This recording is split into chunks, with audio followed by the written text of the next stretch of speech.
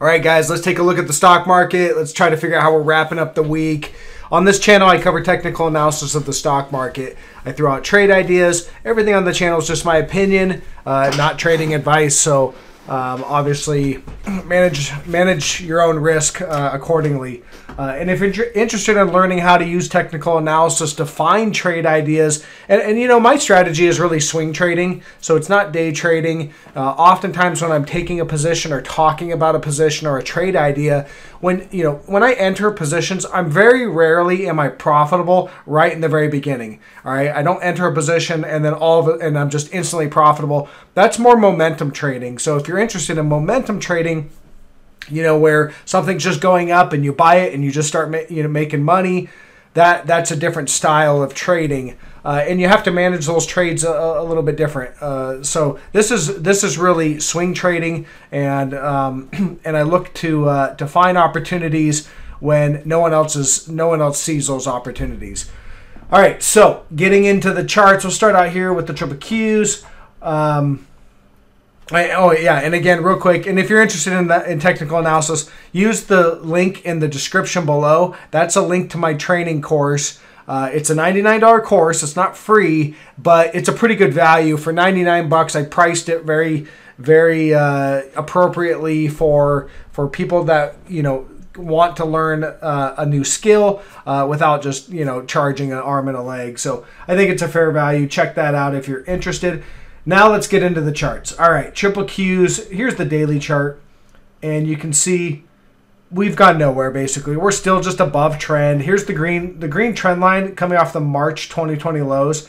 We've just been creating this bearish rising wedge, and we've got nowhere this week. Basically, we're at the top of the range, came down to the bottom, and we're just hanging out right there. Market's going to close. Here's the hourly chart. We're just slightly below it on the hourly, but again, it's not impulsive. So, and my trend line could be off just slightly as well. That's the other thing, is when you're close enough to a trend line, your trend line could be adjusted slightly. So in order to see an actual sell signal or a breakdown, you need to see an impulsive, believable breakdown that really leaves no doubt that this trend line has now been broken. So as of right now, no sell signals. Looks like we're going to close the week above trend, and we'll see what next week brings. Obviously, there's this bearish rising wedge, so the chart pattern tells me we're going to break down, but until we see it, we just have to wait. Negative divergences right there on the RSI and the PPO, so momentum continues to fade, but we don't have the sell signal. Let's move on to the SPY. Same deal. So you can see the SPY. I mean, really, we've been trading on this blue trend line. Where do I get the blue trend line?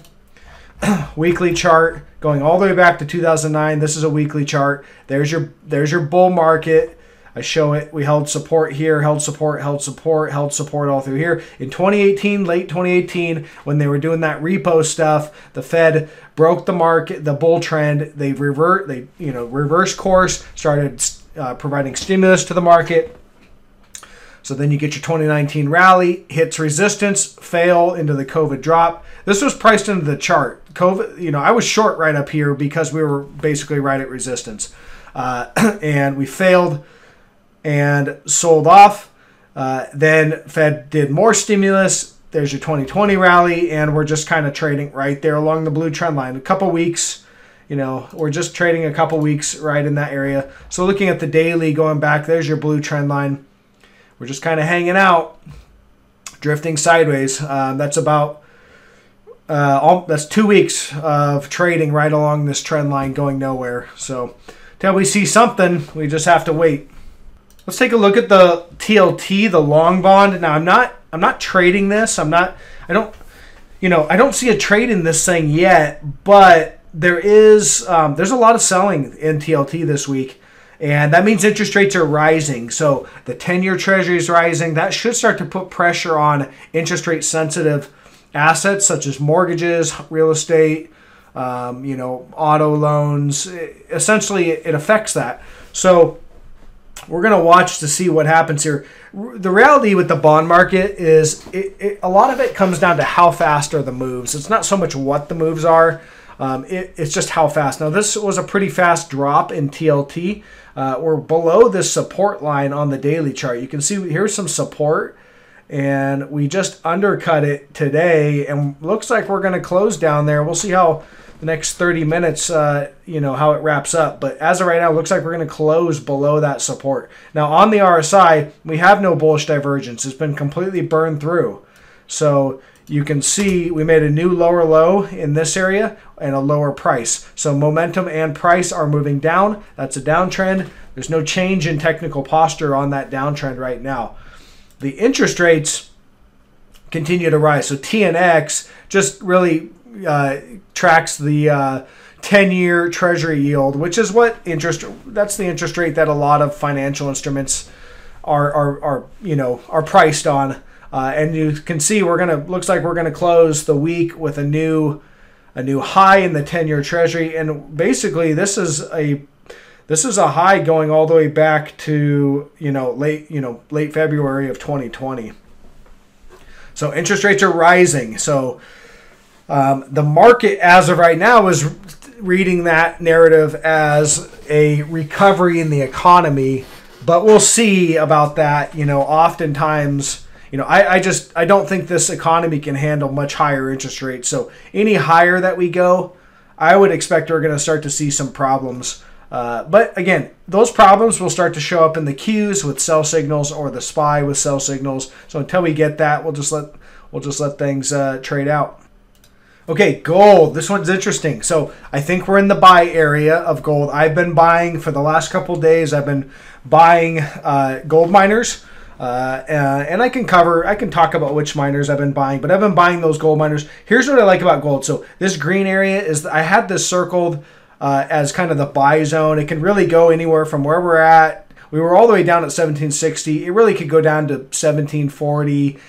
I wouldn't want to see something much below 1700, but it could obviously get down there and still be within our buy zone. But here's what I like about it. And so far, it's looking good. We'll see if it continues next week. But just recently, right in here, we made a new low, lower than this previous low right here. So the previous low was about 1775 on that body, the close right there. And we recently just barely dipped below there. And on this wick right here today, we actually were down at 1760, making a new low price. And when we made those new lows, we did it on higher momentum. So you see the RSI. Let me expand that. You can see here higher momentum. So we made a new low price, but with higher momentum indicator. That's bullish divergence. And the RSI is starting to turn up. So that's starting to confirm that bullish divergence. Here's the PPO. You can see that's still pointed down. So we want to see this PPO start to turn up to help confirm that bullish divergence. But as of right now, we have bullish divergence in gold. All right, so that's just gold. GLD looks the same, and so we'll see if we can hold. And if we can hold here and get some sort of a move higher, then this might be the low of this downward trend line, somewhere in this area. I think we're putting in a bottom.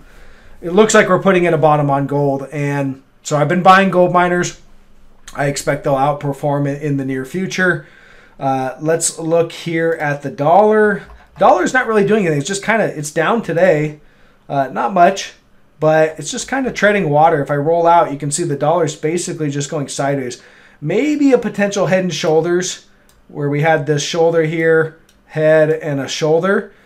Maybe a potential there. Although head and shoulders, usually I like to count those on after an extended uptrend or downtrend. And this isn't really an extended uptrend here. We were bought, the dollar had been selling off. It broke out to the upside, kind of treading water. Usually I look for these head and shoulders after you get a long extended uptrend, and then you look for it as a topping pattern or an inverse head and shoulders after you get a long extended downtrend. So, that's kind of how I like it to look at it for these. This is just sideways price action. XLF continues to trend upward, which makes sense as the long-term treasury yield continues to steepen. So we're having a steepening yield curve, which means banks can borrow on the short end of the curve from the Fed and loan on the long end of the curve at a higher interest rates, and they make the spread. So that's beneficial for banks for lending, and that's what we're seeing. So banks continue to rally. I don't see anything technically that is playing out. Obviously, we have a negative divergence right now. It's not confirmed though, because everything's pointed up. So if this continues to go higher, we're going to burn through the divergence like that. So no trade there, just upward trend. So we'll continue to watch that one. Across these fangs, I'm going to flip through these real quick, but I just want to point out Apple is basically flat today. So it sold off this week. You can see, it broke down, and it's down about 4% or so this week. And hasn't really bounced or recovered. So that's that's a breakdown in Apple. And Microsoft, we're starting to see a little selling. If I go to the hourly here, let's look at the hourly. It's still pretty much sideways, but a little bit of selling today. We need to see some more selling in Microsoft. The Qs isn't going to break down until we start to see some more selling. So I'm just waiting for that. Amazon selling off today pretty impulsively. Again, Amazon, if you look at the bigger picture, Amazon's gone nowhere since July of 2020. It's basically just been flat. So potential that we're topping out in Amazon. And if we're topping out in Amazon, we're probably topping out in the rest of the market.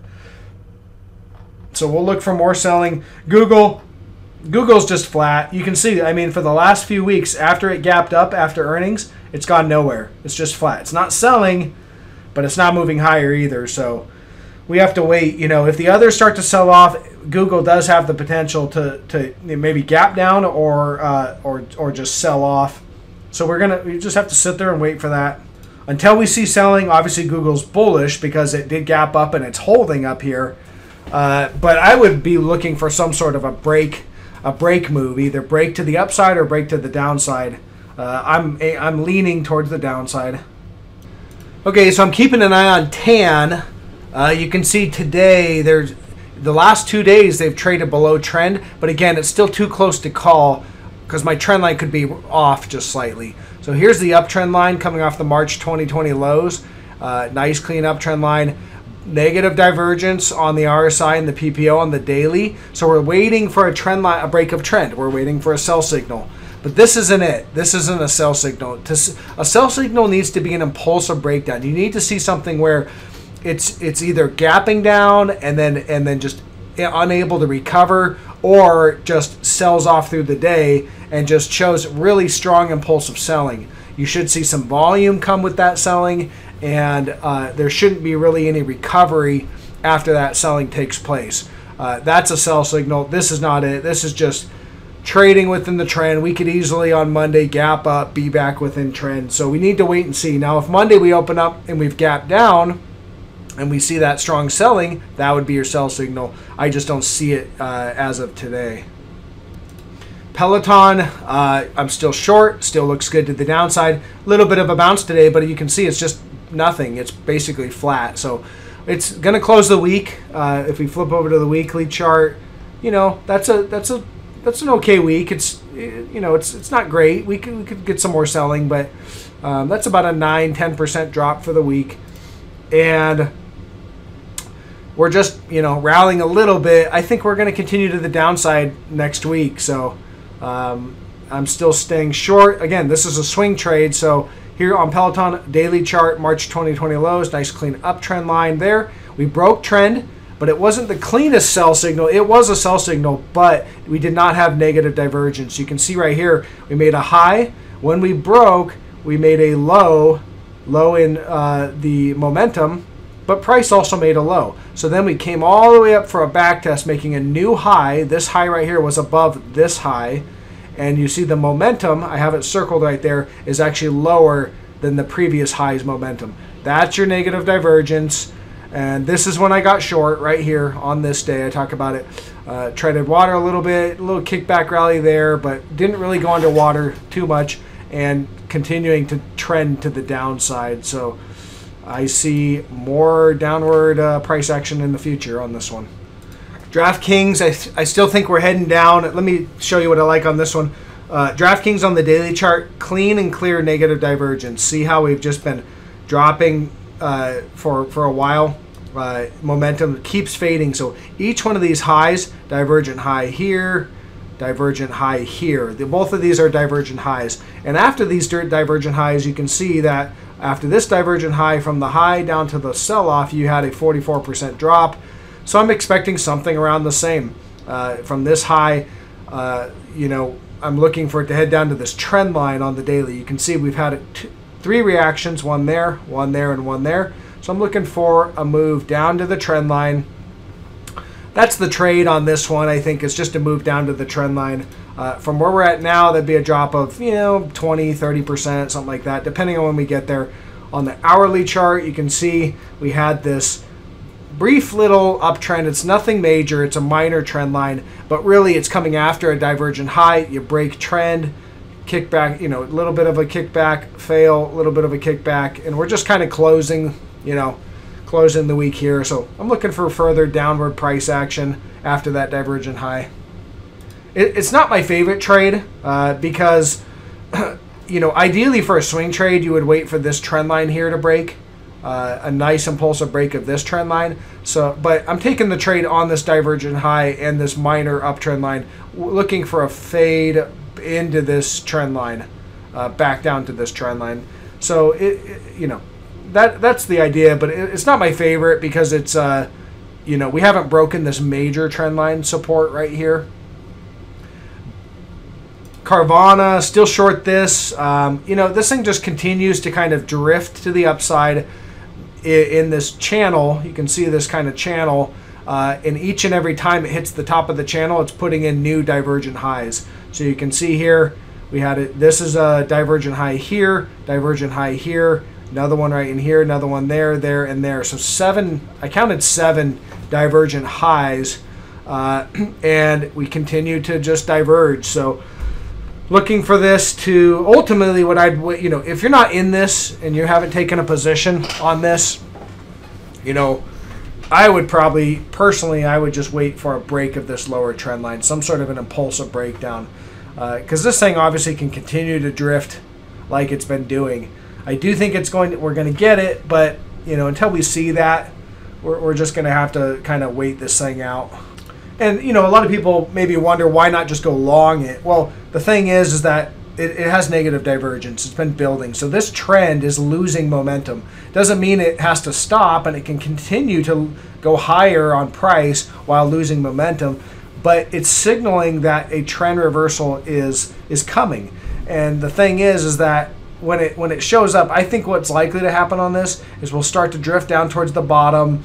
Dip, there'll be buyers there, of course, but then it's going to gap down, and you're going to wipe out a big part of this trend. So I think it's just late in the trend to be going long this. You want to go long when you've got bullish divergence after the end of a sell-off. That's where you want to go long. Maybe you want to go long down here. All right, when you get up here and you start to put in the negative divergence, that's when you want to start looking for exits. It's not a time, from my perspective, to start putting new money to work on the long end. It's really more waiting for the downside move. Qualcomm, so this is a good swing trade right now. I'm still short. March 2020 lows, nice uptrend channel there. And we broke the uptrend right there. Back test. On this back test here, if I zoom on the hourly, you can really see what this was showing us. So we broke trend right there. So that was a sell signal. And then you did a back test. And the back test, they opened this thing way up here, making it look like it recovered that support line. And then it impulsively sold right back down. So that was your tell that was going to fail. And then earnings came out and boom, gap down. So anybody that took that trade all through this area is underwater. So let's see if this thing, gives people an opportunity to get their money back. Right now it's broken. You can see every little bounce is getting sold into. Bounced here, sold off, closing the week down near the lower end of the range. I think we're continuing to trend lower over time. We could obviously bounce up to 153.20 and gap fill, and then reject. But again, I still think we're trending. I think we're trending down at this point in this one. Here's this apps trade. So I covered this yesterday on apps. It was trading up here. It looked like it was going to come back down to this trend line. It faded all the way down, undercut it a little, and then recovered. I covered it yesterday because here's the thing. I took the short way up here. All right, I took it all the way up here. When we faded back down and gapped below this trend line, and we were just kind of hanging out below it, that looked like we were going to gap back up and recover. So I covered that trade. And what I'd really want to see now for another trade entry is a break of this lower trend line down here. So I'm not really interested in getting short until we break this lower trend line now. That comes off the March 2020 lows. Nice clean uptrend line. We have a bearish rising wedge. See the bearish rising wedge right there. So that's a bearish pattern that should break down that should break down.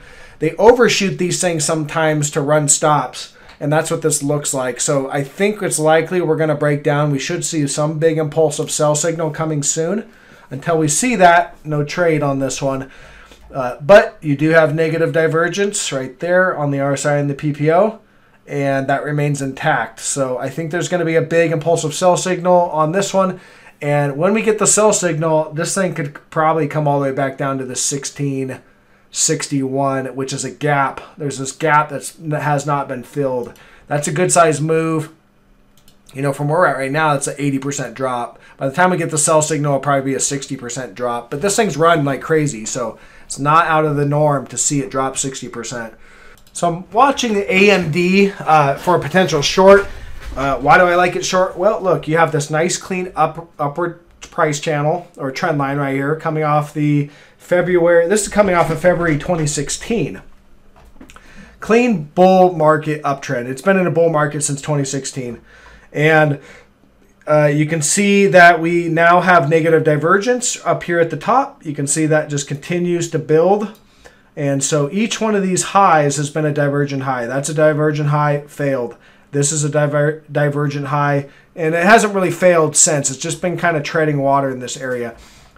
Obviously, if you're a bull, you wait till you get to trend line support, maybe around $80, and you could buy. But I'm looking for a break of that trend. So waiting for the sell signal. I'll point it out if it shows up, and we'll look for a breakdown of this bull market in this stock.